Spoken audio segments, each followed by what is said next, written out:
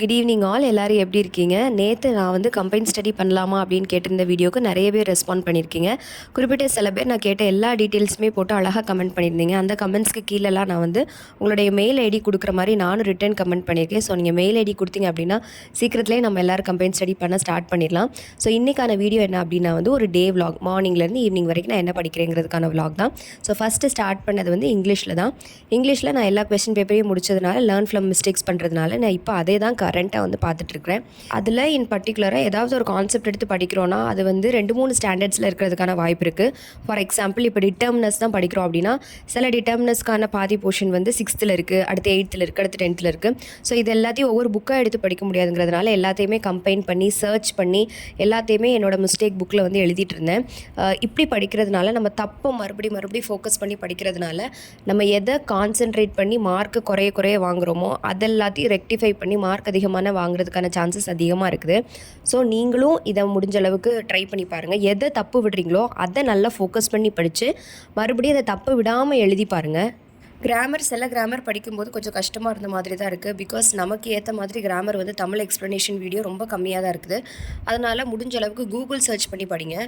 அதே மாதிரி யூடியூப்லேயுமே வந்து எக்ஸ்பிளைன்டு இன் தமிழுங்கிறத போட்டு பார்த்தீங்க அப்படின்னா வந்து நல்லா புரிகிற மாதிரி நிறைய பேர் நடத்துகிறாங்க.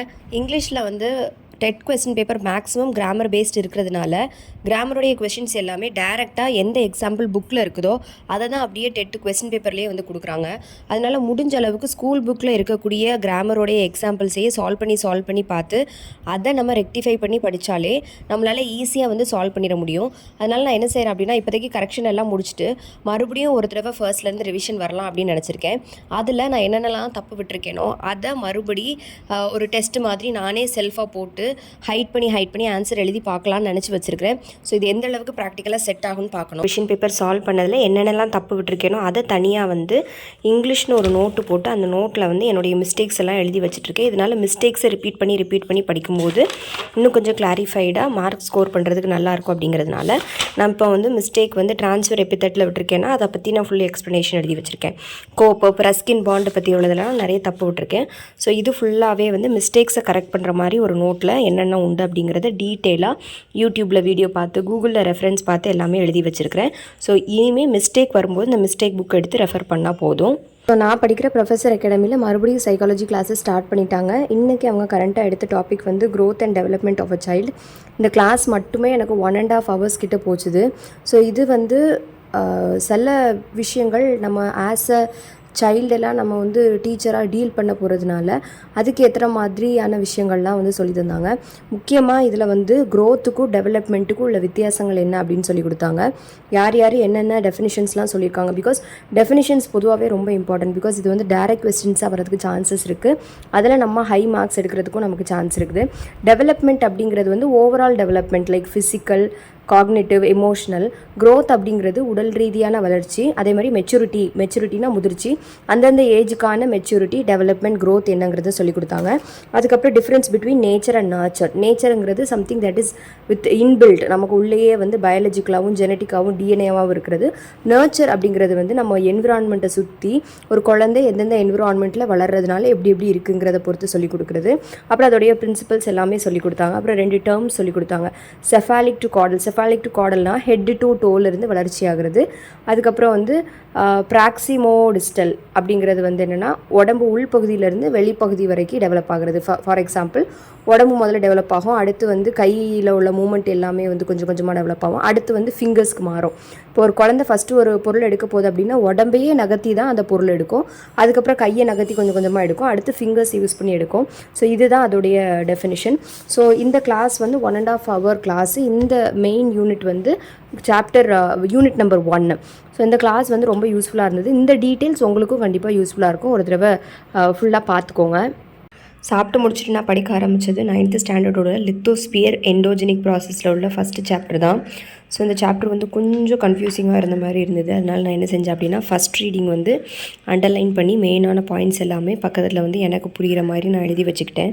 அதனால் இந்த மெயின் பாயிண்ட்ஸை மட்டும் மறுபடியும் படிச்சுக்கலாம் அப்படின்னு சொல்லிட்டு ராக்ஸோட டைப்ஸு, ஸோ அதை பற்றின உள்ள கேரக்டரிஸ்டிக்ஸ் ஃபீச்சர்ஸ் எல்லாமே கொடுத்துருக்காங்க. முடிஞ்ச அளவுக்கு டூ யூ நோ பாக்ஸ் எதையுமே ஸ்கிப் பண்ணக்கூடாது. அதில் நிறைய இம்பார்ட்டண்ட்டான இன்ஃபர்மேஷன்ஸ்லாம் இருக்கும், அதெல்லாம் கண்டிப்பாக படிக்கணும். இந்த டைப்ஸ் ஆஃப் பிளேட் பவுண்ட்ரிஸுமே வந்து ரொம்ப டிஃப்ரெண்ட்டாக இருந்தது. ஆக்சுவலி இந்த மாதிரி பவுண்ட்ரிஸ்குள்ளே இது அந்த டைப்ஸ் ஆஃப் ராக்ஸ் எல்லாமே ப்ரீவியஸ் கிளாஸஸில், அதாவது 6th 7th 8th வரும்போதுமே கம்மியான கான்செப்ட் வச்சு கொஞ்சம் கொஞ்சமாக சொல்லியிருப்பாங்க. இதில் வந்து கொஞ்சம் எக்ஸ்ட்ராவாக சொல்லியிருக்காங்க. இப்போ இதில் ஒரு பேராகிராஃப் கொடுத்துருக்காங்க அப்படின்னா அந்த ஸ்டாண்டர்டில் ப்ரீவியஸாக படிக்கக்கூடிய ஸ்டாண்டர்ட்ஸில் இதை விட ஒரு 4 லைன் கம்மியாக கொடுத்துருந்துருப்பாங்க. ஸோ அதை வச்சு கொஞ்சம் கொஞ்சமாக படிக்கிறதுனால இது ஓரளவுக்கு நமக்கு ஐடியா வந்து இருக்குது. ஸோ இந்த டூ யூ நோ பாக்ஸ் எதையுமே வந்து விட்டுறக்கூடாது. எல்லாமே தெரிஞ்ச மாதிரி நான் இப்போதைக்கு என்ன செஞ்சு வச்சுருக்கேன் அப்படின்னா வந்து எனக்கு புரிஞ்ச மாதிரி எழுதி வச்சுருக்கிறேன். ஸோ எனக்கு வந்து இந்த லெசன் நோட்ஸ் எடுக்கிறது எப்படி எடுக்க போகிறேன்னு எனக்கு தெரியல.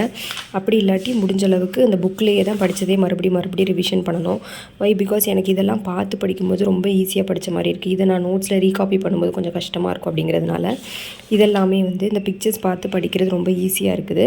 ஸோ முடிஞ்ச அளவுக்கு இந்த ஸ்டாண்டர்டில் வந்து நோட்ஸ் நான் அவாய்ட் பண்ணிவிட்டு டேரெக்டாக புக்கில் இருந்து தான் படிக்கணும் அப்படின்னு நினச்சி வச்சுருக்கிறேன். So let's see. இதெல்லாம் முடிச்சதுக்கப்புறம் கண்டிப்பாக நம்ம என்ன செய்யணும் அப்படின்னா வந்து அந்த பின்னாடி இருக்கக்கூடிய புக் பேக் எக்ஸசைஸை நம்ம கண்டிப்பாக சால்வ் பண்ணி பார்க்கணும். அதை சால்வ் பண்ணி பார்த்துட்டு நம்ம வந்து யூடியூப்லேயும் வந்து ஆன்சர்ஸ் கரெக்டாக அப்படின்னு செக் பண்ணி கண்டிப்பாக பார்க்கணும்.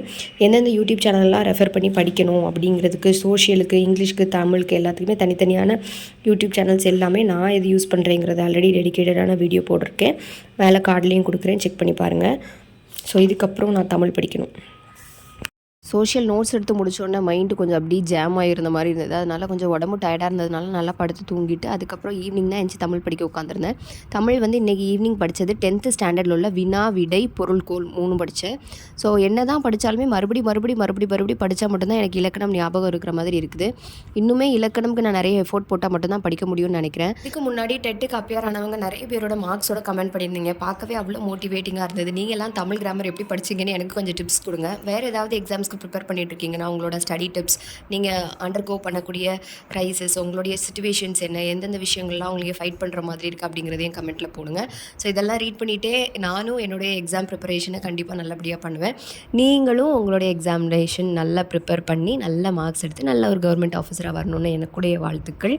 So all the best. Have a good day. Thank you.